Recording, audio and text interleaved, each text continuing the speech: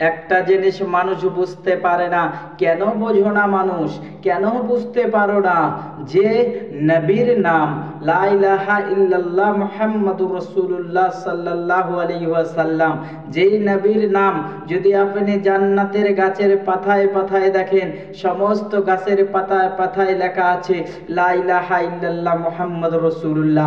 আর জান্নাতের গাছের পাতাও আমার নবীর নাম, জান্নাতের গেটেও আমার নবীর নাম, জান্নাতের গেটেও আমার নবীর নাম, আরশে আজিমও আমার নবীর নাম, আরশে আজিমও আমার নবীর নাম।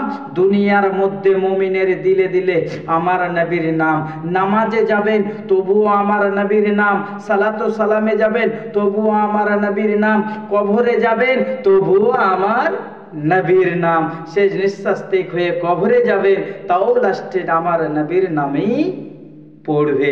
তো মানুষ কেন বোঝো না গো যে নবী ছাড়া কিচ্ছু নাই। আর যদি নবী না হতো আমার হাত হতো না, নবী না হলে আমার জবান হতো না, নবী না হলে আমার জীবন হতো না, নবী না হলে আমার চোখ মুখ নাক কিছুই হতো না, নবী না হলে আমার পা হতো না।